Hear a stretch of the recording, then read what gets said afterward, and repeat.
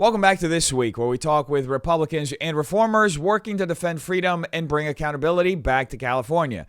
Today's guest is Mike Mohill, a longtime Glendale resident, Vietnam veteran, and retired businessman who has spent more than a decade as a community advocate at Glendale City Hall. Mike has been a consistent watchdog for the people of Glendale, pushing for better infrastructure, solutions to traffic gridlock, lower utility rates, and real answers to employee pension liabilities, as well as more open green spaces for families. Through his volunteer-run watchdog group, founded in 2012, Mike has built a powerful local platform with over 20,000 newsletter subscribers, keeping residents informed and engaged without any paid advertising. His work has made him one of Glendale's most persistent voices for transparency and common sense. Welcome, Mike. Thank you, Dennis. Yes. So, Mike, I wanted to start off with something we were talking before I hit record. Okay. I thanked you for your service, and you were telling me you have a story about that. Oh, okay. Well, quite often young people come up to me, Dennis, and say, I guess because I wear my baseball cap, and I got my old cane here. Yes. They say they appreciate the way I analyze it, and that I served in the service, and they'll come up to me, and the most recently it happened. I was over at In-N-Out. Over in Glendale, and this young man with his girlfriend says to me, he says, "Oh, wow." He says, "Thank you for your service, sir." I said, "Well, thank you." I said, "Have you served?" He says, "No." I said, "What are you, a pussy?" What? He said, "Wait a second. Why am I calling you a pussy?" He says, "Why don't you serve?" Yeah. He says, "You can do it, you know." He says, "Well, I'd like to serve, but I can't." I says, "Why is that?" He says, "Well, my mother said she asked me not to serve because I'm the only son she has, and she hates to lose me." I said, "I can appreciate that, but let me make a suggestion." Yeah. "What's that?" He says, "Well, ever heard of the Veterans Administration?" Uh-huh. "Well, they're over here in Sepulveda in the valley." He said, "Why don't you go there and volunteer your time? You can push veterans around in the wheelchairs. There's all kinds of volunteer stuff in the military that you can do. You can serve that way." You know, that's a great point. I was earlier this year looking at enrolling in the National Guard. Sure. And I hit the age limit. I'm 40, and they were like, "Well, you have to get an age waiver." And I was looking at doing it. The only thing that held me back is I run this whole business by myself, and if I'm not here like hitting record and doing all this stuff, then I'm no losing income. Well, yeah, I got no income, and then I lose everything. So, but I like that idea. I'm actually going to take you up on that. How do people sign up, and like how often do they do it? Well, I don't know any. This is just off the cuff of my head, but I can suggest you just go over to the VA hospital. They're on Sepulveda out in the valley. If I give them a call, Yeah. You ever heard of Audie Murphy? No. He's a World War II hero, the most decorated soldier during World War II. They made movies about him. This is before me, but okay. His wife, for many years after his death, volunteered at the VA. So Audie Murphy, there's a street named him after Audie Murphy. He was very popular, he was a hero, okay? So, but let me tell you something that really bothers me, okay? Yeah. I heard there's a general, ex-general, retired. His name is Mark McCarley, okay? And I heard this, I belong to the American Legion, and so one of my veteran friends told me about what happened at Glendale Unified School at Wilson Junior High School. And I'm going to tell you, and I spoke with the general when this happened. I says, "Mark, I called him up. Mark, this is Mike Moe." He said, "Oh, hi, Mike." I said, "Let me ask you a question, Mark. What's that?" He says, "I'm being told that you were invited for Veterans Day to do some type of a program at Wilson Junior High School." That, by the way, that happens to be my alma mater. I went to that school. I've been in Glendale since age 12, so I been to all the schools. Yeah. Okay. So he said to me, they said they first of all they read what I was going to say in the speech, and at the end I mentioned about a military service. It's a good program to go into, and they didn't want to hear that. I said, "What do you mean they don't want to hear? They don't. They're anti-military." No kidding. Wow. Yeah. So they want everybody else's sons and daughters to fight to defend our country against the enemies, but not the people at Wilson Junior High School. I said, "You know what? I'm going to tell you something," and I've talked about this with some other veterans. and President Trump needs to know this. Hope he hears this, okay? We need to have a national service for every boy and every girl after they graduate from high school for about either a 1 year, 2 year, or 3 year program. They can either be in the military, they can do some type of a community service. They can push the broom, sweep the streets, go to the hospital, do something to say, you know what, I'm proud. You know, in Israel, every man and woman carries a rifle. Yeah. They do the mandatory service. That's right. And little Israel defends against all her enemies.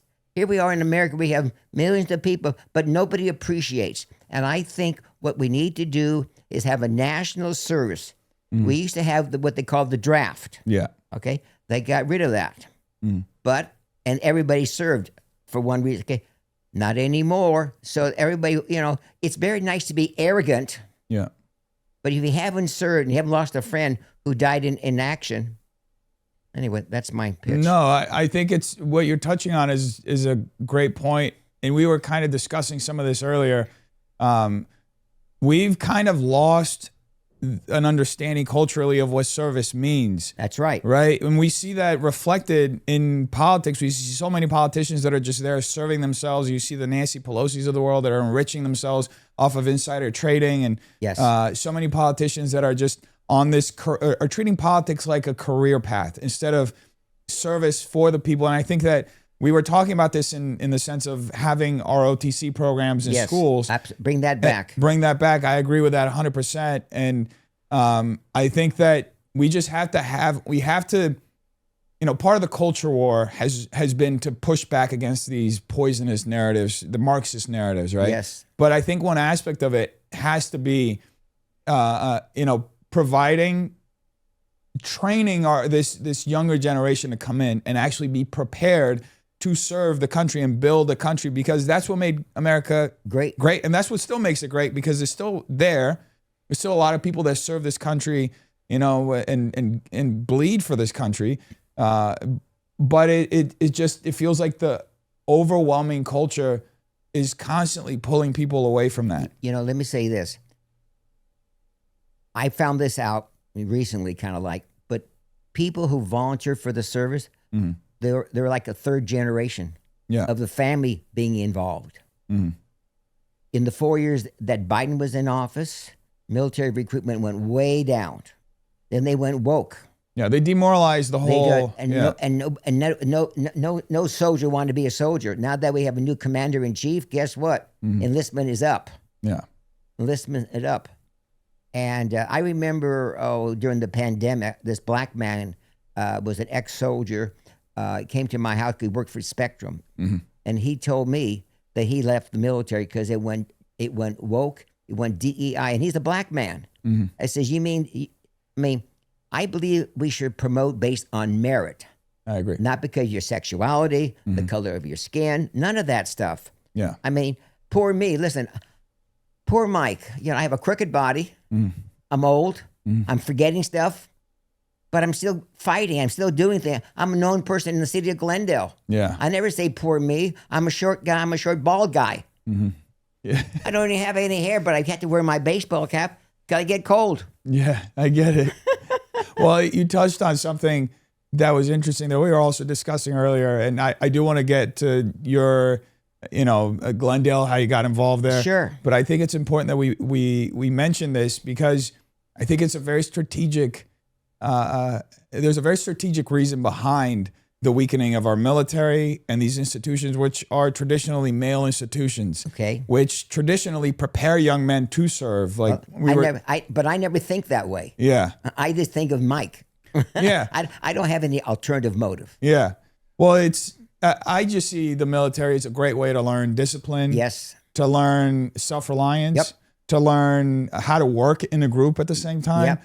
How to learn brotherhood. Yeah. And how to learn sacrifice. That's all the above. Yeah, and that's something that we desperately need in this moment of this nation, because Gen Z is by far the weakest generation that we've ever had. And I don't mean to rag too much on Gen Z, but it's just statistically there. It's the first generation in the history of this country that the majority of the young men are not even physically fit enough to serve. Yeah, do you know listen? It's funny you should bring that up. I mean, I was born in 1942. Okay, so when I graduated from high school, I was kind of a jock, but not really. And when I ended up volunteering for the service, I was like in my late 20s or early 20s. I'm sorry. I passed the physical. It was like, doesn't everybody pass the physical? Well, I found out now it's the food that we eat nowadays. Yes. Yeah, and we have overweight people, diseases, autism, everything. Yeah. I mean, during my generation, we ate good food. This generation, you're eating garbage. And we have Robert Kennedy in charge of that, making our country healthy again, is the expression. Yes. So it's all part of the whole vast circle. It is. Yes. It starts with the food, and then it's the habits of just being on your phone the whole time. Oh, and yeah. It creates this thing. But I do want to get to your involvement in Glendale. Sure. How did you initially become involved? Because you like you said, you lived there since you were 12. Yes. So how did you initially become involved in Glendale politics and just the community in general? Well, it's funny. It was like, you tell me that you're running for Congress yourself. Yes. I can ask you the question: what made you decide to run for Congress? But the story's about me, not you, right now. Yes, it's So you. what- Yeah. We can talk about me later if you want. Exactly. Okay, so what happened is this. I've been in Glendale since age 12. I've been to all the schools of Glendale. My father built a house in Glendale back in the 50s. So that's how I ended up being in Glendale. Okay. And by the way, in those days, Glendale was a racist town. Okay. Anti-Semitic. I'm Jewish. And my grandparents asked my mother, that's her parents, why are you moving to Glendale? It's anti-Semitic. And my mother said, well, your dad, my husband wants to build a house in Glendale. A lot. He can afford. My father was a finished carpenter. So he built his dream house, and his kids all went to all the schools of Glendale. So that was the background. Anyway, so I went to college, went to Glendale College also, and LACC. I went to Cal State Los Angeles, graduated there. Okay. After the service, you're going to love this story. Okay. Well, I love it. Yeah, tell me. Okay. So, right today, nowadays, kids live at home till they're age 90. Yeah. It's terrible. They never grow up. Mm-hmm. Now, when I came back from the service, I was like in my about 23 or 24 or 5, I don't remember. Mm-hmm. And at the time, my mother had been telling me that things were tough at home and I should start sending money home. I sent money home. Things were tough. Mm-hmm. And when I got home, my mother gave me the money back. And she says, I want to save your money for you. And I said, oh, wow, Mom, thank you. Yeah, she really had foresight. Yeah. Oh, my mother was smart. Yeah. Okay. So the other thing what happened is that I'm home, kicking back. I mean, I was in the military for 3 years, relaxing and eating the food, and she's doing the laundry. I'm like a kid. You know how it is when you were a kid, Mom takes care of you? Yeah. So Mom says, well, it's about time to get a job, kid. Mom, get a job. I said, okay. So I got a job. Mm-hmm. She says, good. What kind of job was it? If you don't mind asking? I don't recall. Yeah. I don't recall, honestly. Okay. So after a while, she says, okay, you got to start paying rent here. Wow. Rent, Ma. Look, I do your laundry. I make your meals. Nothing's free. You got to pay your way around. Yeah. Ma. Yes. So she wanted $25 a week. Was that a lot at the time? Yeah, that was a lot in those days. Yeah. Okay. So I said, after about a month or two like this, I said, this to myself, this sucks. Yeah. I can't bring anybody home. Yeah. With Mom there and Dad there. Yeah. I said, I better get my own place. Yeah. Now, back in those days, okay, a young man could afford to get a 1-bedroom apartment on his home. You didn't need 2 incomes to afford an apartment. Yeah, to afford a little cubicle, basically. Yes, okay.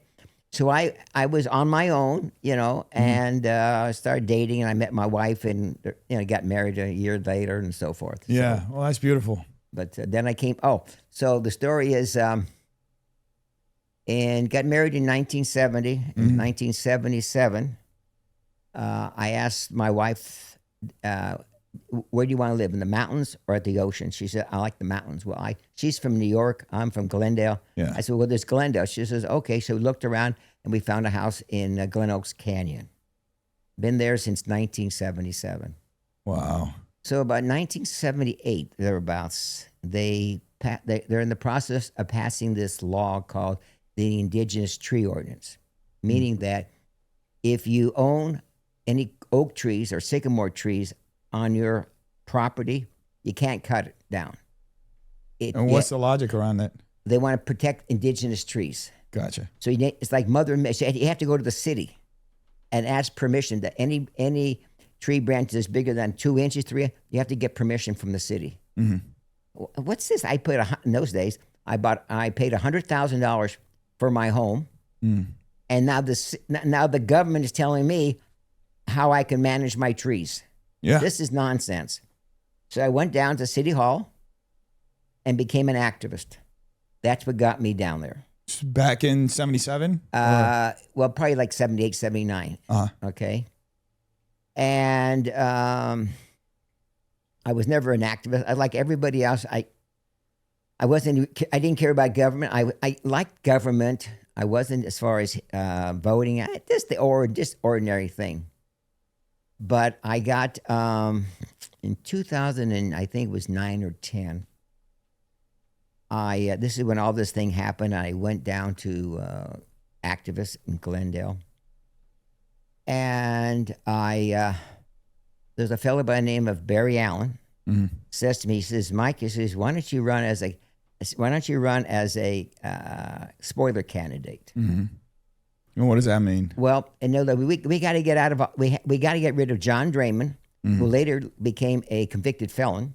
Wow. Because he stole money from the Montrose Shopping Park Association. The farmers market. Yeah. Well, those little merchant, he would collect the rent, and then he would pocket it. Huh.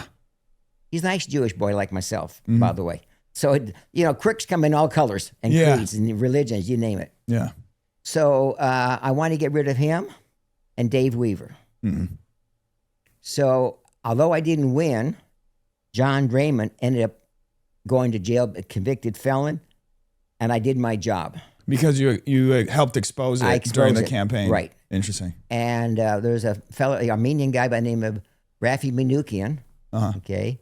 Because of me, Rafi was like the fourth, and he became a council person. Interesting. I helped him get in. Yeah. So but I didn't win. You took down one guy and you helped several guys get in. Yes.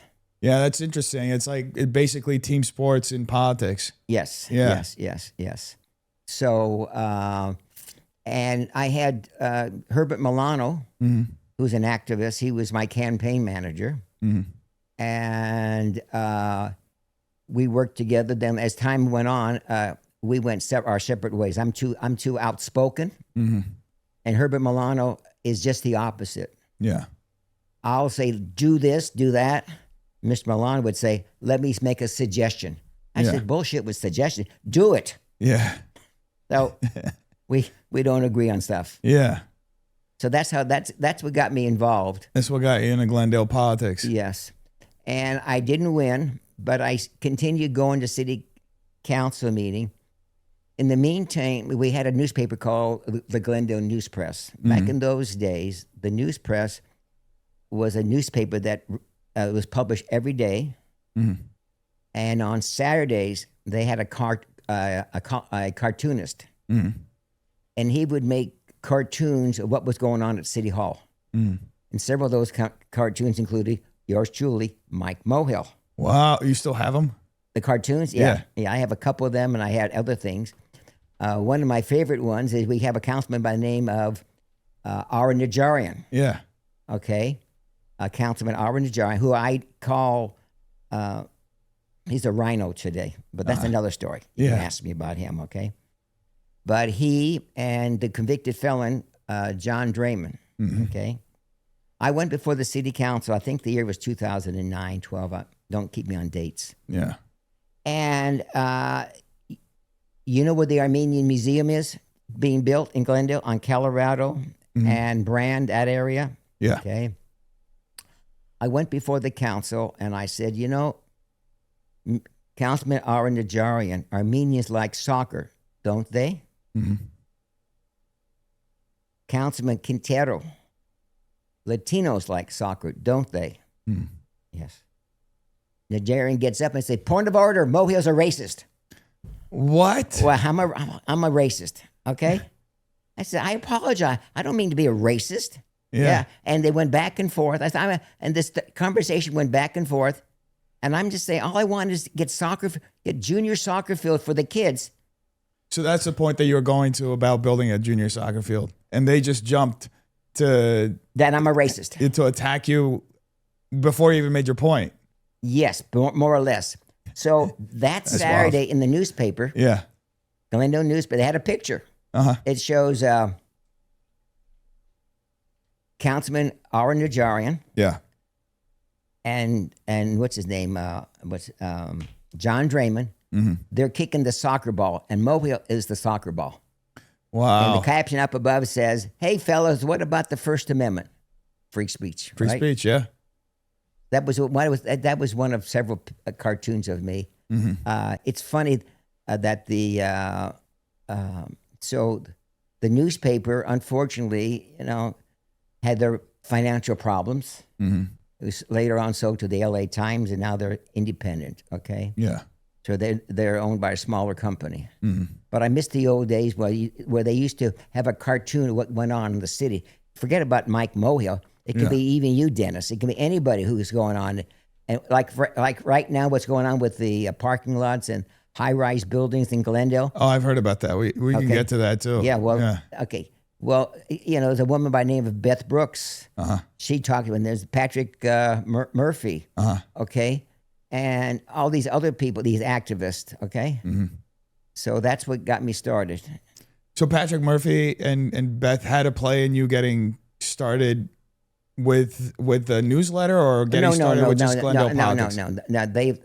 They're after me. Okay. Oh no. So then in 2012 then, Okay. how did the newsletter start? Oh, okay. So what happened is I would write often to the Glendale News Press. Uh-huh. They would publish my stuff. Sometimes they gave me literally a half a page, quarter of a page, whatever I had to write about. For op-eds? Huh? Yes. Yeah. Letters from the editor, and I was, and of course, I have to give my wife credit. She's my senior editor. Yeah. Whatever I write, she always corrects. Okay. Yeah. I always laugh because I'm the college graduate. She's a high school graduate. Yeah. Who's better in English than I am. Yeah. So for what it's worth. Sometimes it works out like that. Even today, when I send out my newsletter today. So what happened is that I was writing all the time. I was writing. And I started, the news press said that I was writing too often. Uh-huh. I was involved with Glendale government, a council critic, that's, Yeah. And I said, what, maybe I'll start my own little group letter. Yeah. And I used, and in those days, if you had more than 20, I would put all my 25, 30, 40, 50 friends. Yeah. I'd put them in a group mail. Yeah. Okay. You're okay. It's fine. Group mail. And I would write something, and it would go out. Uh-huh. So this went out for, I don't know, some time. And then I got a message from Google saying, your group mailing is too long, and we can't accept this. Yeah. So I talked with a fellow. His name is, can't remember his name all of a sudden, go blank.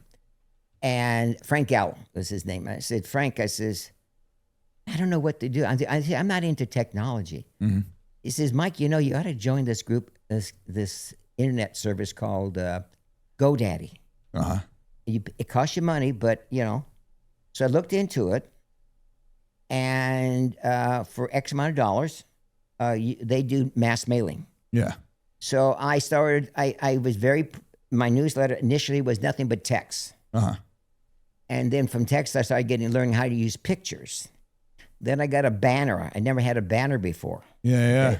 Okay? And as time went on, I learned how to use the platform GoDaddy. Mm-hmm. And now my newsletter goes out to thousands of people every time it goes out. In fact, I always laugh that if I send something out right now, within 5 minutes, I already have 1,000 people Yeah. Opening my people are eager to read what Mohill has to say. They may not agree with me, but the satisfaction. Now, recently, make a long story short, I'm on X.com. I have a YouTube channel, getting sophisticated to get here. Yeah.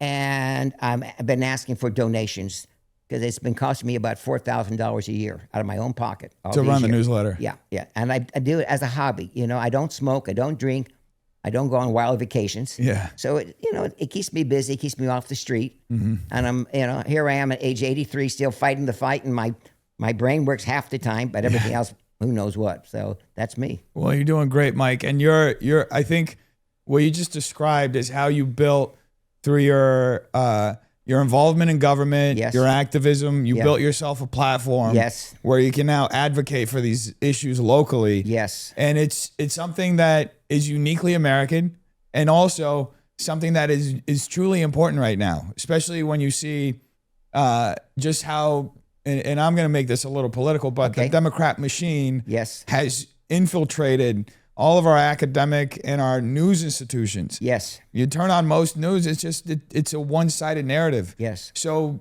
many people rely on community voices like yourself. Yes. And shows that are independent like this one. Yes. Where we talk to each other and we tell people around the world what's actually happening, because if they turn on the news, it's not the truth anymore. Yeah. That reminds me, I write about Glendale.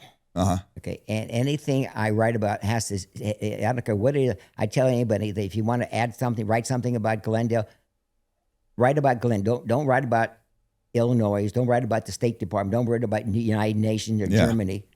Glendale, that's why it's called your Glendale Community Newsletter. Yeah. Okay?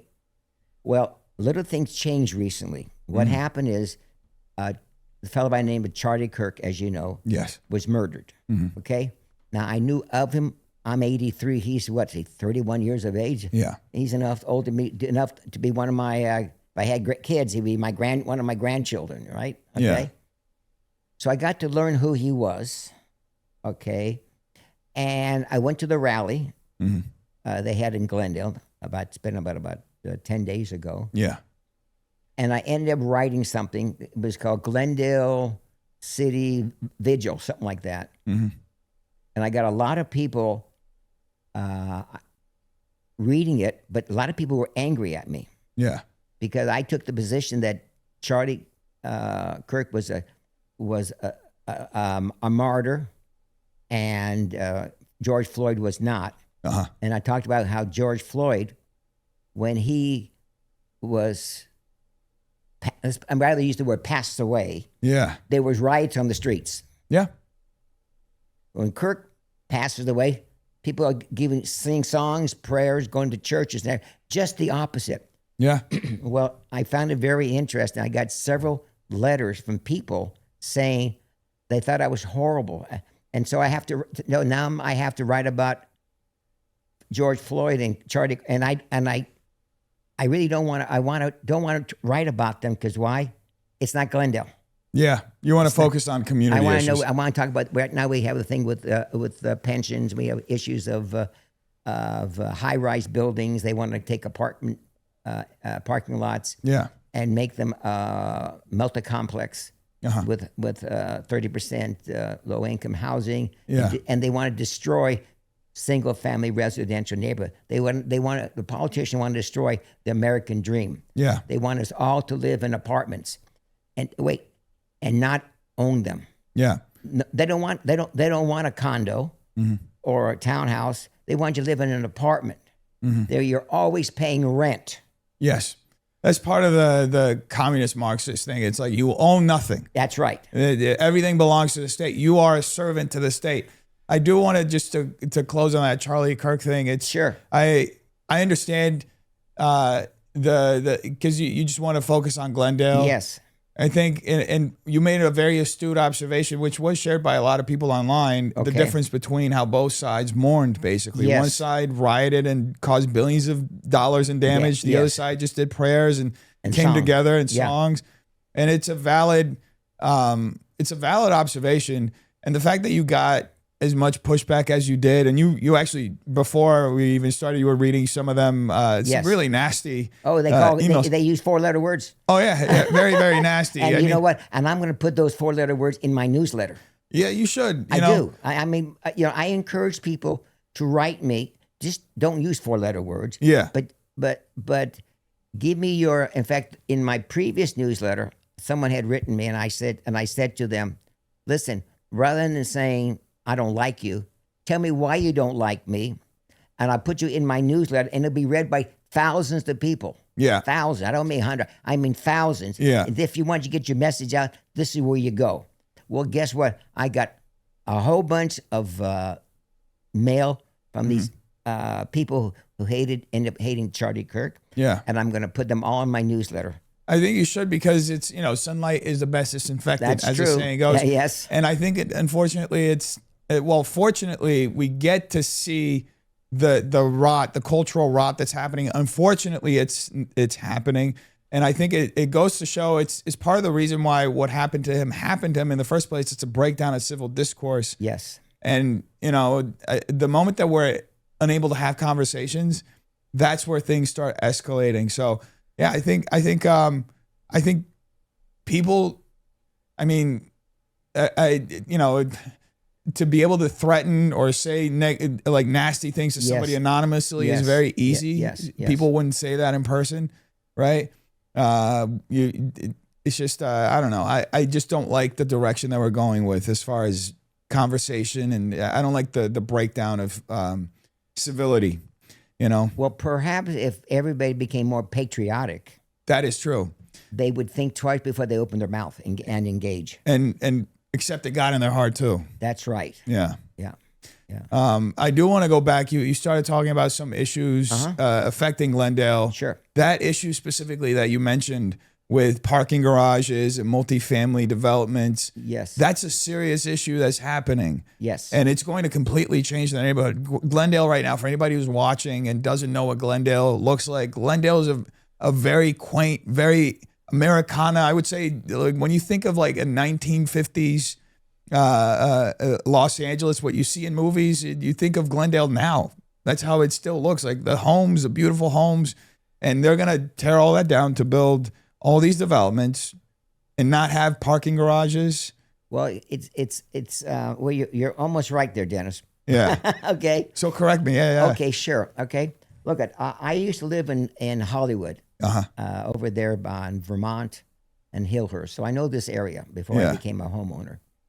So Glendale is a suburb of Los Angeles. Yeah.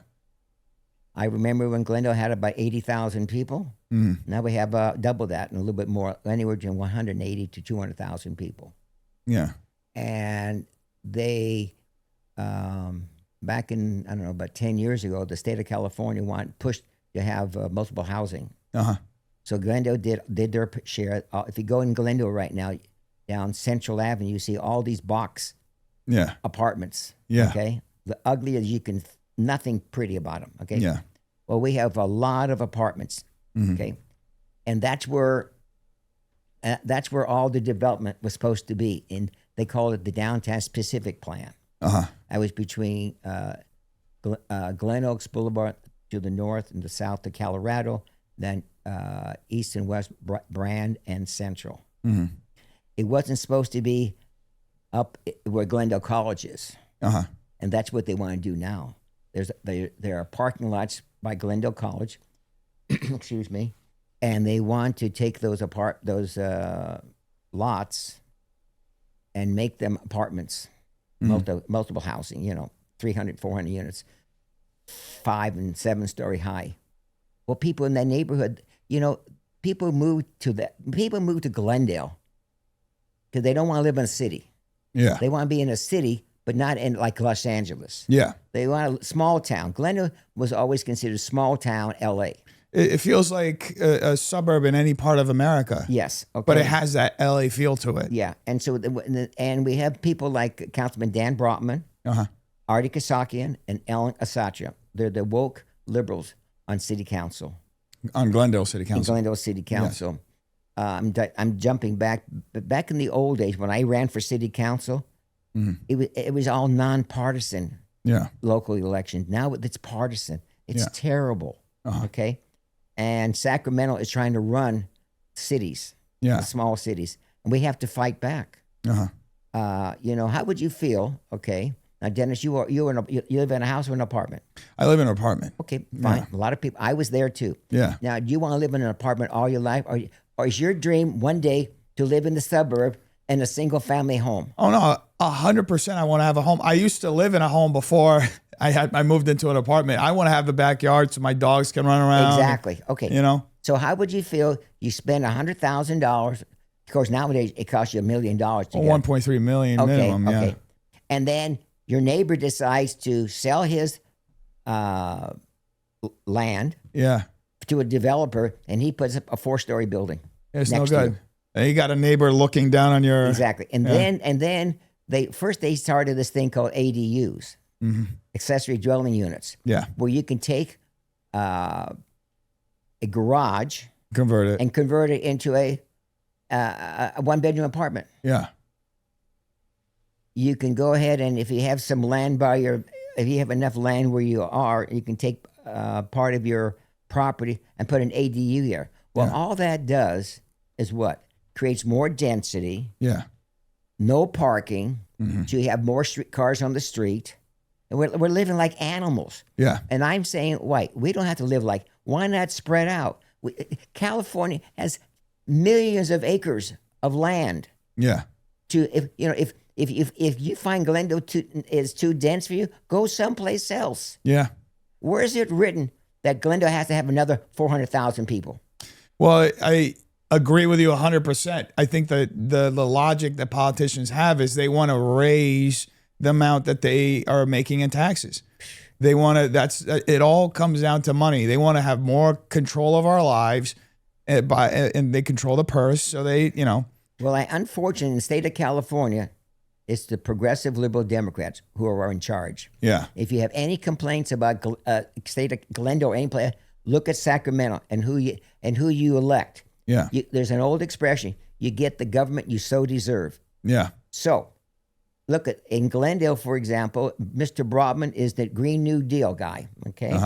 He's that far left. Oh yeah. In fact, I promoted him on my newsletter about 5 or 7 years when he first started. He talked about renewable energy. I didn't know that much about that stuff.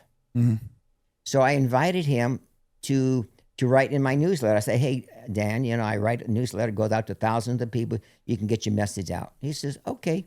So he writes something to me, sends it to me. I said, looks okay. And by the way, at that time, he would go before the city council often, and his face was shown on the TV camera. So people in the city knew who Dan Broadman was. Face recognition. Right. Where today, the progressive Democrats, okay, you don't see a speaker's face, only the back of their head. Gee, I wonder why. Wow. Okay. Yeah. Anyway, so Dan wrote something for me about renewable energy because I want to know more about it myself, and and then he said he didn't want to sign it. Why was that? I said no. I said we don't. Dan, I said we don't publish anonymous newsletter. I said I don't want to put it. Yeah. I mean I can't. I don't want to do it that way. So I said, well, I'm thinking to myself. I said, this is an important subject. I'm saying to myself. He says to me, he says, I have a friend by the name of Mike Allen. He thinks the same way I think. Could he sign his name to it? Okay, I said reluctantly, because I got to have a name to a letter. Yeah. It goes out, fine. That Tuesday, I go to city council, and there's Dan Broadman on the steps of City Hall with a microphone saying, I'm going to run for Glendale City Council. Wow. Excuse me, Dan Broadman, why didn't you tell me that? Yeah. Okay, if you would have told me, you lied to me. One of several times you've lied to me on different issues. If you would have told me that, Mike, I'm writing this letter about renewable energy, and I want to run for city council too. I would have put that in the newsletter. Instead, I have to call you a goddamn liar now. And I tell that to all my readers, that Dan Broadman is a liar. And he lied. If he lied to me, he'll lie to you too. Yeah. So that's the character of a person. And he currently is the pro temp mayor of Glendale? No. Right now, no. He a couple years back. Okay. Oh my God. Okay. He was elected.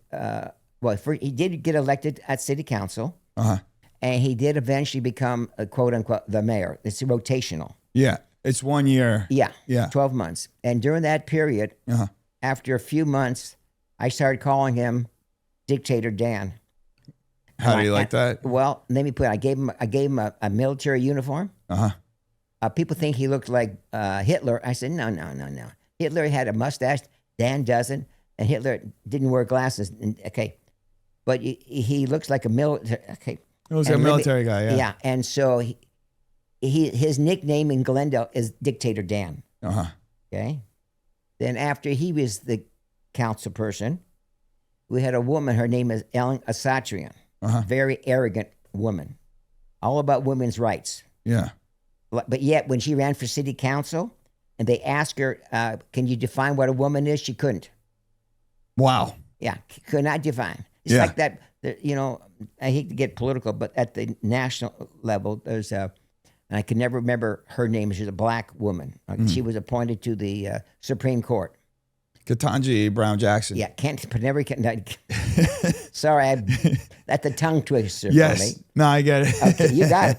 Hey, you're younger, maybe that's why. Yeah. Anyway, they asked her what a woman is, and she couldn't define it either. Yeah, I remember that. So here we got two women who cannot define, but yet they're leaders in the city. Yeah. What does that tell you?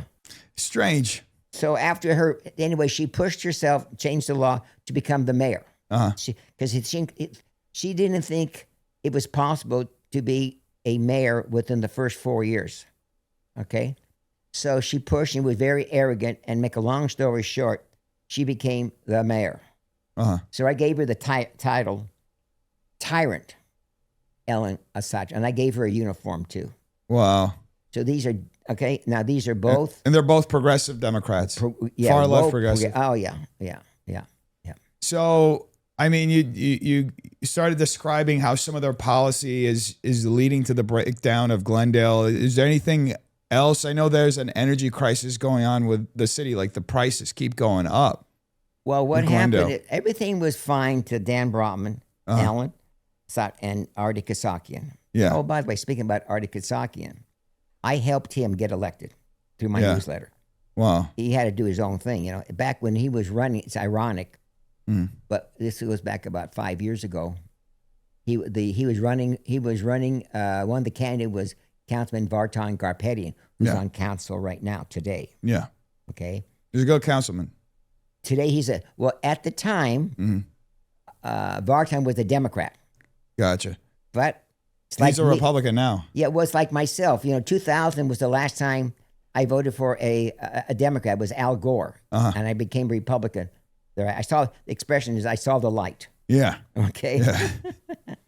So we have these three people, and Artie Kasakian. I remember when he was the city clerk, and he was a moderate.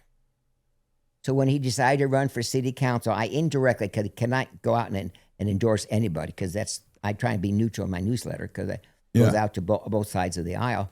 Yeah. And Artie won, and Vartan lost. Wow. Like I say, but I only help. Okay.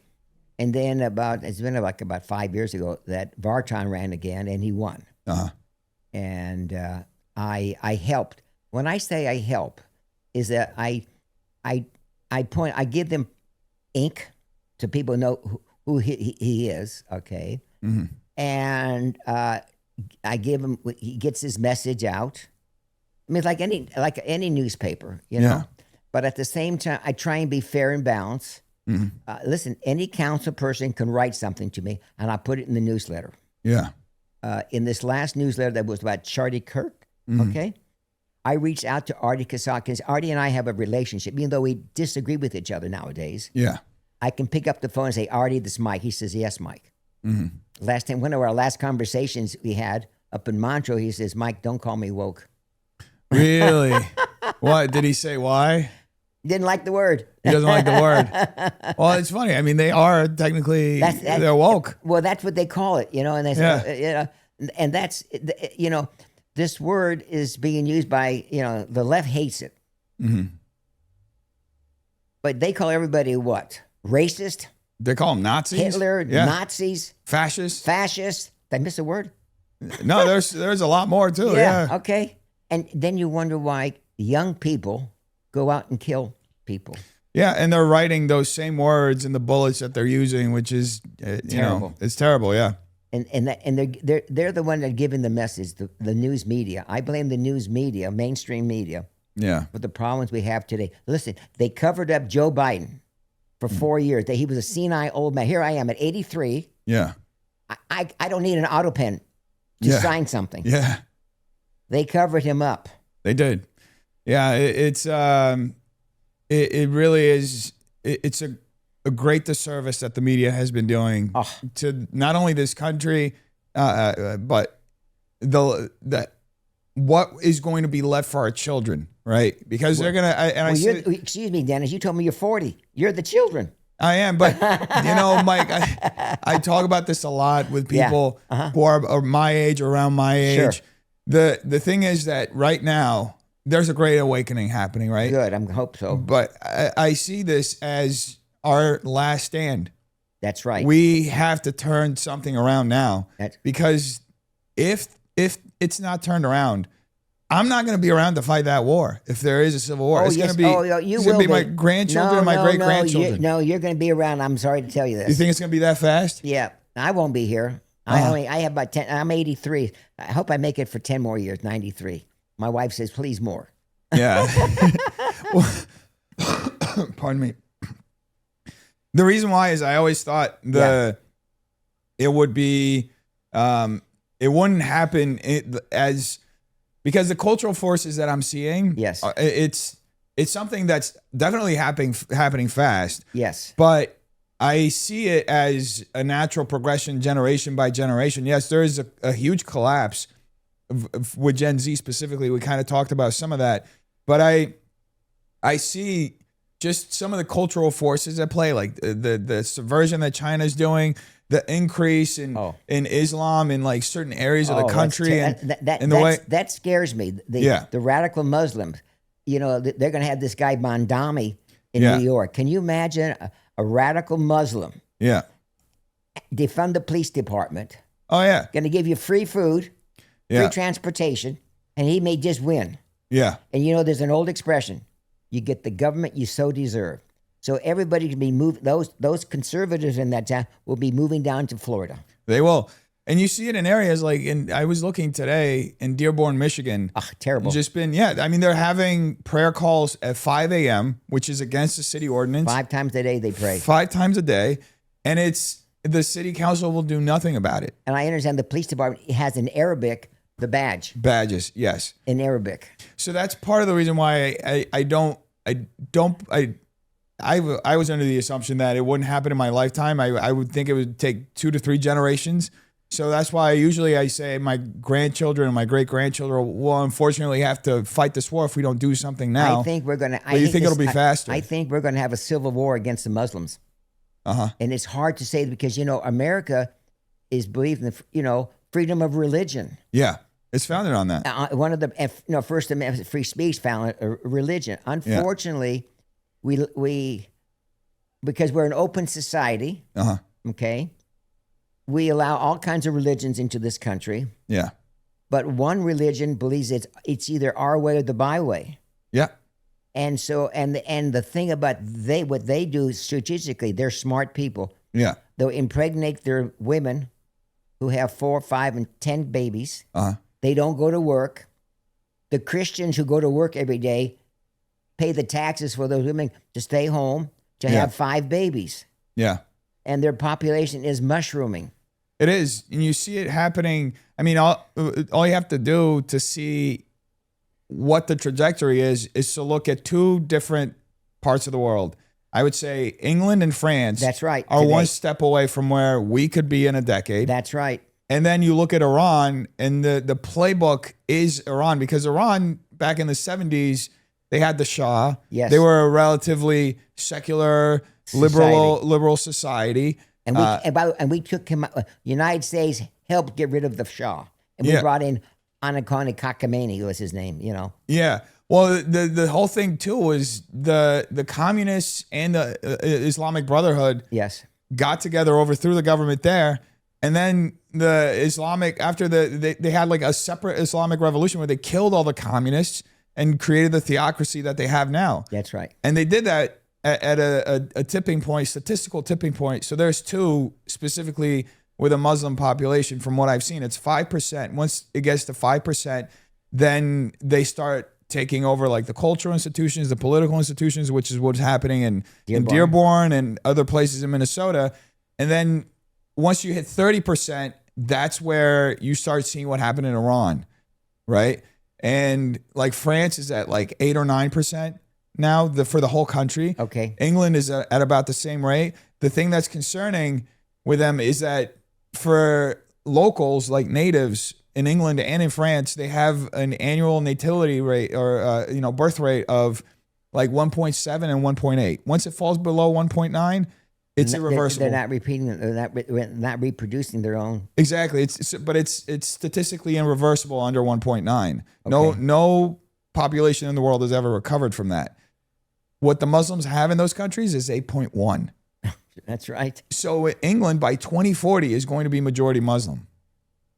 So Western culture gone. Yeah, I mean, it's pretty wild to see. So let me put it on you now. You're 40. Mm-hmm. It's gonna be on your shoulder, kid. I hate to tell you this. Well, that's why I'm running, Mike. Okay. Well, we can talk about your. We can talk about that too if you want, but I want to hear what you have to say, what your conclusion is on this. Yeah. Okay. So no, unfortunately, on a national scale. Yeah, you and your generation are going to be fighting, and I hate to say, I don't know how do we use bows and arrows or guns? I mean, how do you? It's we have an open society here in America, and unfortunately, it's there because we are an open society. They're taking over, and we will become eventually a Muslim country based on population. I think that there are a lot of young men who are aware of what's happening, the history around it. Yes. Like myself, who are getting involved. And I believe in Judeo-Christian values. Yes. I believe in this country's founding. Yes. The principles that founded this country. Yes. I believe that's what makes America unique. Yes. In the world and what made us uniquely successful. There are nations that have been around for thousands of years. We've been around for 250 years, and we became the most successful nation in the world in that time. But not anymore, my friend. Well, we're still up there. We just have to fight to keep it up there. And the fight's within. Well, when we act, in my ideas, when America went downhill. Yeah. It's been about 25 years ago now when we bailed out General Motors when they were really ready to bail. Yeah, they were too big to fail. The I don't know if it's either a Democrat or Republican president. It doesn't matter, but we didn't let them fail. Yeah, the banks too. When we bailed out the banks, we bailed them out too, and that's not the little guy. You get nothing. Big guy, you get rescued, and those are all signs of failure for a country. Yeah. You don't practice what you preach. Yeah, I do believe that there has to be and there will be a cultural and political reset. It's a matter of where it happens on the timeline, and how far we go down. I mean, we're already seeing the left just do so much violence. Do you think Charlie Kirk's people?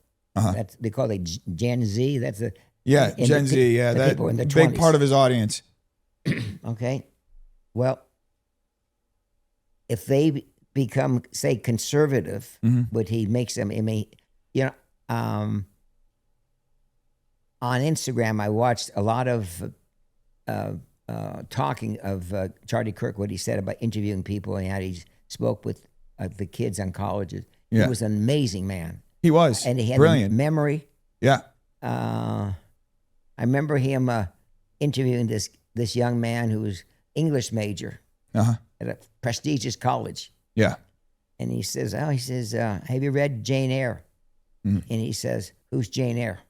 The college kid. Yeah. He says, well, now you know why you're going to this. What a compliment for this college. Yeah. You're an English major. I mean, don't you read? I read all the time, the kid said. Yeah, but what do you read? Mickey Mouse? Yeah. Probably Marxist theory. Or something. Marxist theory that you're an expert on. Yeah, I was just talking to somebody yesterday, a business owner. They're in this neighborhood. I'm born in West Hollywood. So there's a lot of fear of being openly conservative, and we kind of connected on that. They were like, oh my God, I can't believe I found somebody else like me. And we were talking about it, and they were telling me about how their granddaughter is a normal person. She was an artist, very talented artist, was going on this path to work for an ad agency and just, be insanely successful because of her talents. She went to UCLA, came out an activist, doesn't work in the profession. She just goes around the country now protesting everything. And she gets paid for it. I don't know if she gets paid for it. She didn't mention if she gets paid for it, but I mean, I wouldn't be surprised if she is. I also wouldn't be surprised if she isn't paid. But the thing is, it's just interesting how somebody who had all this promise went into our education system that we're funding, yes, and became somebody who is now committed to tearing this country apart. Listen, it's beyond my pay grade, kid. Well, I think it's, it's part of the institutional capture that the left and the Marxists have done. This as part of the thing. They couldn't win the war, through physical means because they're too weak, right? So they decided to take over our cultural and our academic institutions. Look what's happening. Okay, in Congress. Yeah. Okay. Fewer and fewer of our Congress people have a military background. That is true. Yeah. That's not good. Yeah. I'm not saying I believe in we should have a strong in Congress, but you need someone with conservative values to know what the military does. Because, if you don't have a military, guess what happens? You don't have how do you think Trump is able to be strong and talk to our allies and our enemies? Because we're still strong, our army. He can back it up. And he can back it up. Yeah. Imagine if we had 4 years of Kamala Harris. It would be game over. Her whole address on Columbus Day, like blaming this country for things that are... Well, that was Obama. No, Obama she did it too. She did it too. Yeah, she did it too. I mean, there's just been such a huge inversion and complete misrepresentation of everything for the sake of institutional, academic, and intellectual capture. And we're seeing the results of that. And I think we're both on the same page, just maybe differing on the timeline of how quickly that's going to happen. Let me get back to Glendale. Okay? Yeah, let's get back to Glendale because we went broad. I know. So about 10 years ago, there was this young Armenian kid by the name of Eric Eskandari. I met him at Glendale City Council meeting. He was what they call an ambassador through Art. That's when Artie Kasakian was the city clerk. And he had young high school kids get credit if you spend time at City Hall doing stuff. And I met him, and we became friends. And he signed on to my newsletter and so forth. So, about maybe 3, 4, I can't remember how many years back. Mm-hmm. But he's telling me that they're teaching him Marxism in the high school. And they're teaching him this thing called critical race theory. I don't know what he's talking about. Remember, I'm in my 80s. Yeah. He's in his 19, 20. Yeah. So I talk to my friends who are what? 80 or 70. They don't know what he's talking about either. This critical race theory and America is no good. Communism is the new thing. So about a year, maybe 2 years go by, and I'm reading in the local newspaper, the Glendale News Press, and there was a teacher by the name of Ray Shelton. Mm-hmm. He writes in the newspaper that they're teaching Marxism, they're teaching critical race theory, but they don't call it critical race theory. They use other words, a euphemism, with the same thing. Yeah. And he goes on and on. Okay? They just change the names and rearrange. The wording, yeah. Okay. So I said, that's interesting. First, I'm thinking of Eric Eskandari. Ray Sheldon. And the following week in the Glendale News Press is a big letter signed by all five all five board members saying that what Ray Sheldon said about GUSD, a teacher, he's wrong. I said, ding dong to myself. He's right. They are. And so I wrote in my newsletter, GUSD teaches critical race theory. That was the beginning of me exposing the school system. Uh-huh. About a year or so later, there is a woman by the name of Marina Vivar and her daughter Thelma. This is when I believe Brotman was the mayor. Come before the city council and says that they're teaching her daughter sex, non-Christian value, but about lesbianism, transgender, all Gender that ideology. Gender ideology. She said, I don't want my daughter to learn that. I said, I signed a certificate, some type of a form saying, I don't want you to teach that to my kid. And they do. Mm. Well, that was recorded at Glendale City Council 2 years back. And that particular evening, I was not at council. I was home. And I noticed she spoke at the 5-minute portion, which is at the end, 10 o'clock at night when most people go to bed. Mm. Well, I'm not into technology that well. And so I called up a man by the name of Jordan Henry. Mm. I know Jordan very well. Okay, Yeah. Jordan Henry. Yeah. I said, Jordan, you must watch council. This woman talks about they're teaching transgender stuff, like drag queens, stuff that you don't want your kids to learn. I mean, there's nothing wrong with that kind, but you don't need to teach that to minors. Yeah, there's no reason why a 9-year-old is having to read or having to be introduced to sexual ideology. Yes, yeah. I mean, why don't you teach them about better math, English, history, the 3 R's they would say. Exactly. Well, Jordan went ahead and put it on a YouTube video, and I put it in my newsletter, and it went viral. Uh-huh. So now people know what's going on at GUSD. That's Glendale Unified School District. Mm. So we have and by the way, let me digress for a second.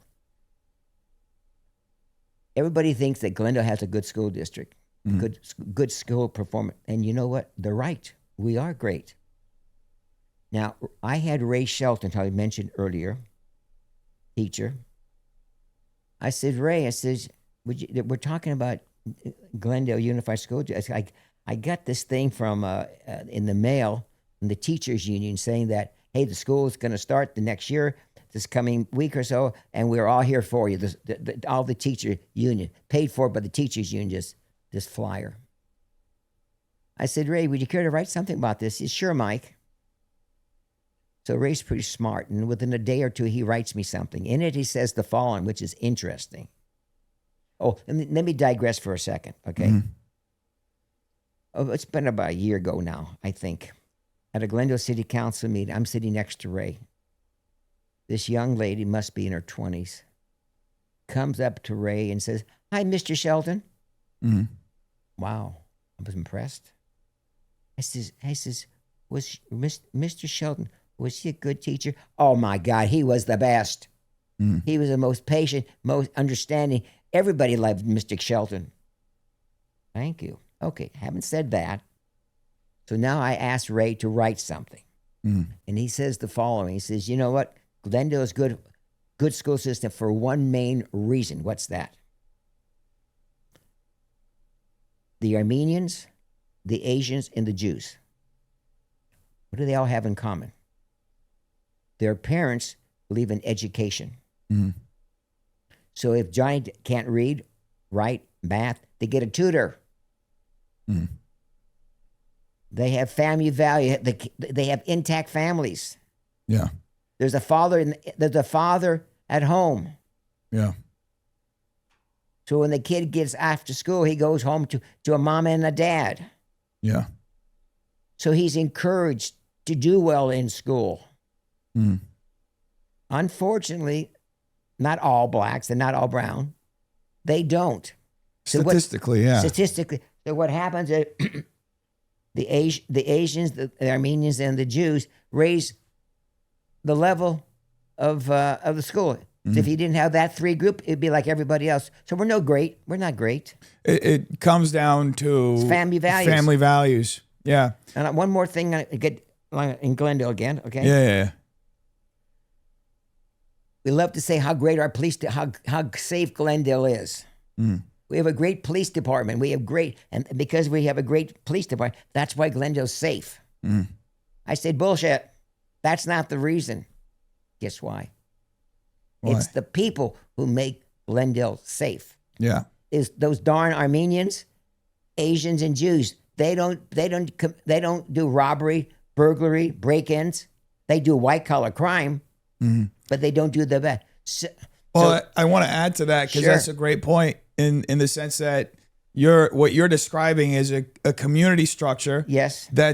That's based on family values and people who have a shared interest in maintaining their communities. And it ties into something that, it goes beyond the police. Yes, the Glendale police, as far as this whole city goes, is one of the better police departments, right? Yes. But one thing, especially when you're comparing it to like LA County or, other places. But one of the things, and I want to bring it back to 2020, because this was very interesting, and I heard this from other folks, and maybe you can confirm it or not. Sure. But part of the reason why the BLM riots didn't happen in Glendale was because a lot of Armenians sat outside their porches with guns and were like, don't mess with our neighborhood. No, I don't know. Is that real or no? I don't know. I don't know about that. There were some activists in Glendale at the time. Were there any BLM stuff? No, but they... I don't know the detail about that, okay? Honestly, I can't make a comment. But I know at the time, Nigerian got the police department involved, okay? Gotcha. But I can tell you this. We now have a police chief by the name of Manuel Sid. Yeah, I met him. He's great. Yes. Yeah. He came to, about 5 years ago. No, 3 years ago, okay? There was a vacancy for a new police chief because Cara Provolitis was retiring. And the city council selected this fellow by the name of Manny Sid from Culver City. Now, I know nothing about Manny Sid. I know nothing about Culver City. But I have friends within the police department. Yeah. And I asked them real quickly, I said, tell me, was BLM active in defunding the police department, active in Culver City? They said yes. I said, ding dong. That's why Manny Sid wanted to take the job in Glendale if it was offered to him. Yeah. Because Glendale is relatively a safe city. Yeah. So that when he goes home at night, let me word it this way. When Manny puts on his uniform in the morning, his wife knows that he'll be coming home that night. Yeah. In Culver City, she doesn't know that. Yeah, Culver City is kind of, it's not doing well right now. No, they believed in defunding the police. And because they believed in defunding the police department, what happens? Crime went up. Yeah. But not so much in Glendale. Because the police in Glendale know that they have community support.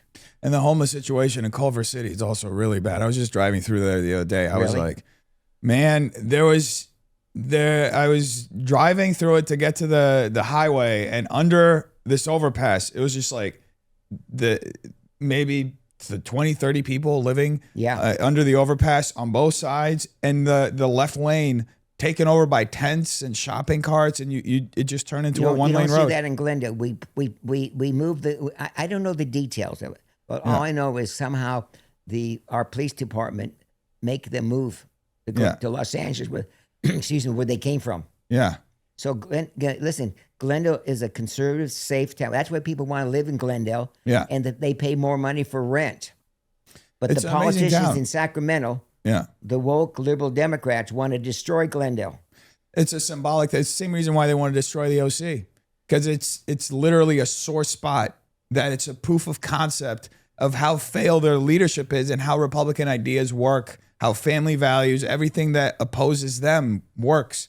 That's why it's important to have these conversations, Mike, and that's why I appreciate you coming out, because Glendale is like it's like a jewel in the middle of, for lack of a better word, just like absolute garbage happening in Los Angeles. Listen, I remember in the 50s when my dad built the lot, that Glendale was considered a sundown town. Yeah. You know, if you know what they mean by a sundown What's town? a sundown town? Means that if you were black, you don't live in Glendale.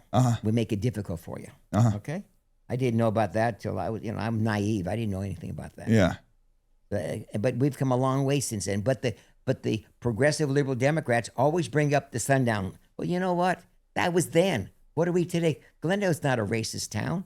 No, I've been there. There are people of all backgrounds there. That's right. Yeah, it's a beautiful place, as diverse as any other part of California. Right. That's right. People there are super welcoming. They do value their neighborhood, and they will take care of it. That's like right. They're very civically engaged, like yourself. And I've been to several events out there. You have people of all backgrounds involved. So, but Mike, we're hitting that time. Oh, is it? Yeah, Okay. I do want to thank you for coming out. I do Sure. appreciate you coming out and having these conversations. I think it helps people understand what's happening, not just in Los Angeles, but as being somebody who lives in Los Angeles. Maybe you live in West Hollywood. Let me interrupt you. Yeah. Why don't you ask Dictator Dan to be a guest here? Oh, I'd love to talk to him. Man, I'd love to talk to any of these Democrats. I would every time I schedule an interview with one of them. Yeah. They either cancel last minute Really? or they don't show up. Yeah, I had an interview with the head of the school board in Santa Ana. Okay. And it was one of the only interviews that I was actually driving to him because he was refusing to go and talk to me. And he's this young progressive, 21 years old, just got the job, makes six figures, was going around every school graduation talking about how evil Donald Trump is and how evil Republicans are and how we're all fascists and white supremacists. So I was like, you know what? I want to talk to this guy. And even if I have to go there, I'll go there. I kid you not, I'm 15 minutes away from his office. He emails me saying, sorry, I have to cancel. You know, I was at a meeting last night up there in La Crescenta. Yeah. And the homeowners group up there. Yeah. At the library.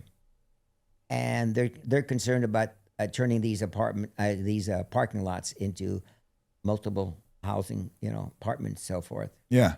And I laughed because there was let's say about 30 people in the room. Okay? Yeah. And they're all white. I said, bunch of white racists here.